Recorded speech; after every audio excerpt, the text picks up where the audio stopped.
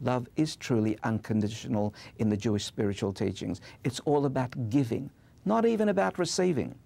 The art of receiving is a completely separate skill that needs to be practiced. But the art of giving of itself, in its own right, is what we should be practicing in order to love truly. And it's all about our giving nature, generosity, sharing, contribution. That becomes true love. There's a wonderful teaching in a book which is my favorite book called Sefer Tanya, the Book of Tanya. And in it, the author, the Alter Rebbe, who was the founder of Chabad Hasidism, notes a quote from Proverbs that says, "As a face is reflected in water, so do we reflect each other." Meaning, if you are giving, contributing, and sharing, it's very likely it'll be reflected back to you. But you don't do it in order to get it back. You do it, you'll get the reward. But don't do it for the reward. Do it for the act of contribution, because that's the most natural state of being. What we try to adopt is a posture of, I'm the trustee. There's always a third party above facilitating it. Therefore, if I have the capacity to be able to make a contribution to a third party, and even if that third party doesn't show appreciation, that is so irrelevant. In other words, the opportunity that I have been given from above to make that contribution, that is its validity in its own right. Of course, if the receiver demonstrates appreciation and I feel a sense of comfort from that, that's a nice feeling. But that's like an extra reward. The reward is in the mitzvah itself. As it says in the Ethics of the Fathers, which are the wisdom teachings, the reward of a mitzvah is the mitzvah itself. It's a bit like surfing. I have a son who enjoys surfing very much, and I often watch how the surfer paddles out to the waves and then very, very carefully observes the waves, and at some point will rise quickly onto his feet and with agility and dexterity move the feet forward and backwards along the board until that synergy with the energy of the wave is absolutely perfect. And if the balance is there, then they can ride that wave to shore. To me, that's a metaphor of life. What you and I have to catch is that same ability of a surfer. Be a spiritual surfer. The waves are always placed in front of us exactly the way they should be. In other words, we're always placed in exactly the right set of circumstances, exactly in the right body, exactly in the right piece of geography of the world, in order for our soul to be able to rise to the challenge of the moment. In other words, we don't have to look for the waves. The waves are right there in our backyard. So if a person, for example, has this kind of challenge in life, it may have been, God forbid, a health challenge. The capacity to be able to confront that health challenge is the challenge of the soul in the moment. That's the wave. If a person is blessed with wealth and with means, that is their challenge. In other words, they have been accorded that largesse, that capacity, because they have the capacity to be able to ride that wave wisely. But then it's very clever the way God created the world. Truth is just out of sight. We have choice. We can always choose to fail. We can always choose to do the wrong thing, because if there wasn't the capacity to choose, life would be meaningless. We would be robotic. We would be automatons, responding on cue, instinctively, like an amoeba, like a chemical. It's our capacity to fail. It's our capacity to do the wrong thing. It's our capacity to squander. It's our capacity to steal and cheat, on the one hand, and our capacity to elevate, to assist, to contribute, to be generous. On the other hand, that choice and the exercise of that choice creates what the riding of the wave in the moment could be. And the exercise of that choice requires wisdom and, most importantly, consciousness, awareness. If we can live deeply with consciousness and awareness, we can exercise correct choices. And one of the choices in life is contribution. There's always the possibility of feeling insecure, holding back. I've got to hold on to it, otherwise, somehow or other, somewhere down the track, I'm going to lose it. The truth is, we're just custodians. We're just stewards. We're just trustees. And if we understood that our wealth and our wherewithal is simply in our trust to handle wisely, our attitudinal response would be different.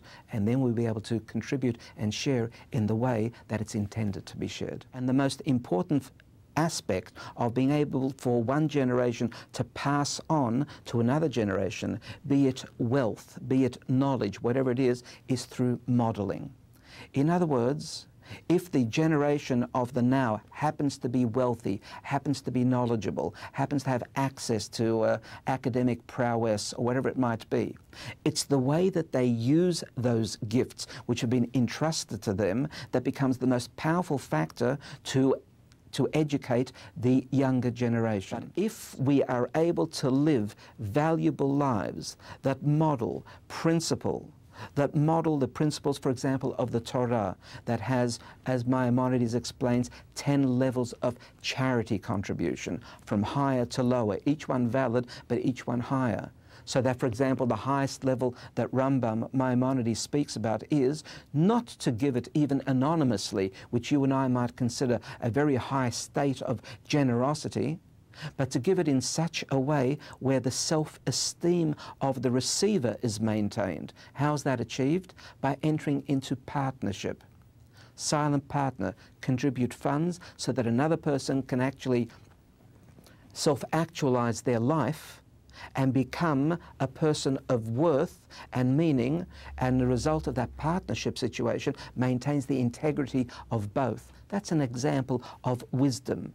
And if a child being raised in a home recognizes and sees the modeling by a person of how he or she uses wealth or uses knowledge or contribution, the result will be that that wisdom becomes implanted in the next generation. And in the Jewish spiritual tradition, which again spans to the oldest state of civilization, 3,000 years, there are many forms of meditative approaches. They go by different words, which are all commonly translated as meditation, but that's a simplification.